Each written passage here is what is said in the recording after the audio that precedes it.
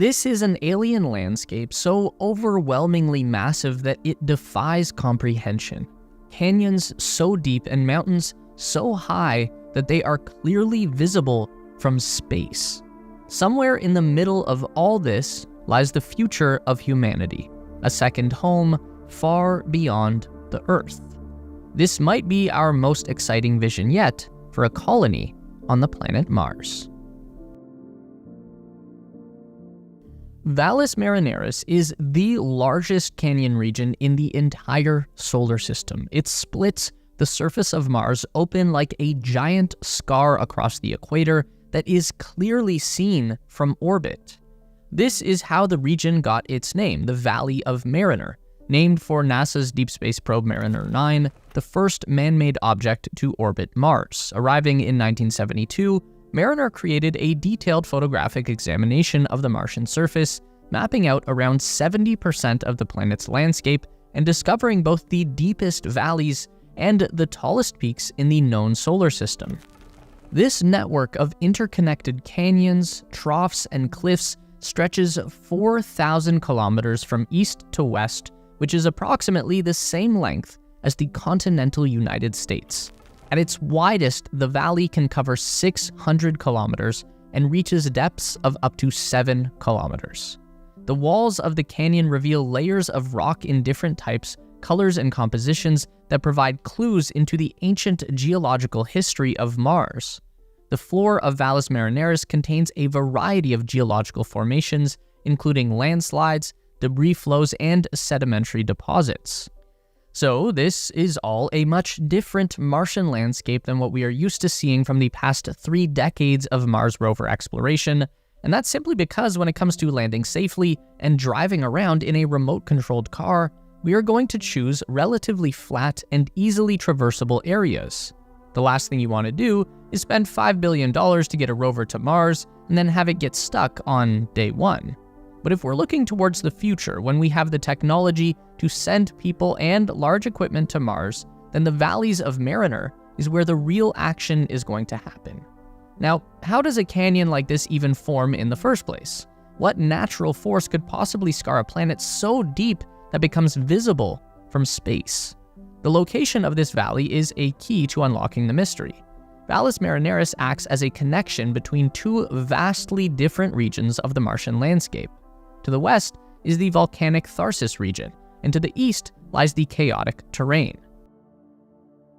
Yes, that's a real term. Chaos terrain is unique to Mars and other alien worlds, but there's nothing comparable to it on Earth. What we are looking at is a landscape characterized by jumbled, broken, and highly disrupted rock formations. This terrain is often marked by irregularly shaped blocks of mesas surrounded by valleys or regions of collapsed material. The blocks themselves may be tens of kilometers across, several hundred meters in height, and can have steep, rugged sides. The formation of this landscape is still mostly unknown. The channels between the mesas could have been formed by the collapse of underlying material, possibly caused by the withdrawal of subsurface water or ice. This collapse can occur gradually over time or suddenly due to a triggering event like an impact or seismic activity. For the source of that seismic activity, we head west to the Tharsis region. Mars doesn't have tectonic plates, but it does have volcanoes, the biggest in the solar system, and they are concentrated in one area. The 4 largest volcanoes of the region form a distinctive triangular shape, with the biggest of them all, Olympus Mons, at the tip. Again, the geological feature is so incredibly massive that it's clearly visible from outer space. One of the leading theories on how Valles Marineris was formed comes down to the sheer weight of that volcanic region and its effect on the crust of the planet's surface. Because Mars never had plate tectonics, its surface is like an eggshell. When you put excess pressure on one small section of the shell, you get a crack. So the mass of these giant volcanoes that accumulated over billions of years of eruptions eventually pulled down so heavily on the surface of the planet that it split open from the pressure, creating the giant system of canyons in the Valleys of Mariner and potentially collapsing all of the dried up underground rivers in the nearby area that formed the chaotic terrain. We can see the most dramatic example of that fracturing in a region called Noctis Labyrinthus, or Labyrinth of the Night. Pretty badass name for an amazing location in the solar system. Noctis Labyrinthus likely formed due to a combination of tectonic, volcanic, and erosional processes related to the nearby volcanic region. The labyrinth is characterized by a crisscrossing network of canyons up to 30 kilometers wide and 6 kilometers deep, filled with mesas, landslides, and dunes formed by Martian winds. Noctis Labyrinthus acts like a kind of transitional region from the volcanoes of Tharsis into the epic canyons of Valles Marineris, and it's in between the labyrinth and the valleys that we find what we are looking for, an ancient secret that was only revealed by planetary scientists in March 2024. Researchers have discovered a massive, deeply eroded shield volcano right where the Noctis Labyrinthus region meets Valles Marineris. It's been fittingly called Noctis Mons, or Mountain of the Night. The volcano is over 9 kilometers tall and 450 kilometers wide.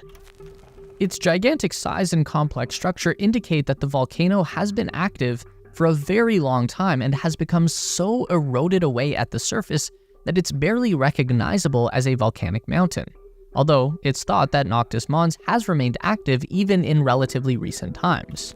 Now, here's what makes this discovery so interesting. Aside from the scenic location, in addition to the volcano, scientists have found a large 5,000 square kilometer area of volcanic deposits around the volcano's perimeter. This terrain is thought to be a field of what they call rootless cones. These are mounds produced by explosive steam venting or steam swelling when a thin blanket of hot volcanic material comes to rest on top of a water or ice-rich surface. So the idea is that this giant perimeter formed when the blanket of volcanic material came to rest on a glacier and reacted chemically with the ice. And the shape of these rootless cones suggests that the blistered volcanic blanket of surface rock could be hiding a vast sheet of glacier ice underneath. At minimum, we are talking about a glacier that is 6 kilometers long, 4 kilometers wide, and 2 kilometers thick. So a large quantity of accessible water ice is a very nice resource to have for any location where we want to set up a colony on Mars. And this is something that has been a very long-standing problem when trying to map out a future settlement. We know that Mars has gigantic ice caps at the North and South poles, but those are probably the last places we would ever want to send human beings. The equator region is much more hospitable by comparison, where the temperatures can get as high as 20 degrees Celsius on a nice day. The downside being that water would have to be extracted from surface soil, which would involve a lot of work and energy for very little payoff. A subsurface glacier inside Noctis Labyrinthus would provide the best of both worlds: unlimited water that's easy to reach and a tropical Martian climate. We also get some very sweet added bonuses from this environment. For one, we might have a very good chance at finding the remains of life on Mars. If we know that this volcanic region had a long-lasting interaction between lava and ice, that would have created an ideal breeding ground for simple bacterial life if it ever existed on Mars. This would be the place to find it. Secondly, there are a number of practical advantages to setting up camp inside a canyon on Mars. The lower that you get relative to the sea level of Mars, the greater the atmospheric pressure that you find. The average air pressure on the surface of Mars is about 150 times less than sea level on Earth, which is the biggest factor making the environment of Mars inhospitable. If we can get into the bottom of these deep canyons, then the ambient pressure would be something more like 90 times less than Earth, which would still cause your blood to boil, but it would be less of a differential that we have to deal with. It's also believed that the increase in atmospheric density will provide a higher level of protection from cosmic radiation. Again, not enough to make it safe, but anything that lessens the amount of deadly cosmic particles to deal with would be a plus. Also, being down in a canyon tends to provide a lot more protection from physical dangers like meteorites. The width of the canyon we choose will play a large part in just how much we can reduce the angles of attack from the outer space debris, but like we said before, anything that tips the odds in our favor is going to be very much appreciated. because the fact remains that there is no such thing as a safe place for life on Mars. It's an incredibly hostile environment that snuffed out all possibilities of natural life billions of years ago. But unfortunately, Mars is still the best option that we have for a second home in the solar system, at least until we find the capability to reach some far-off world like Saturn's moon Titan, but that would be a whole other video.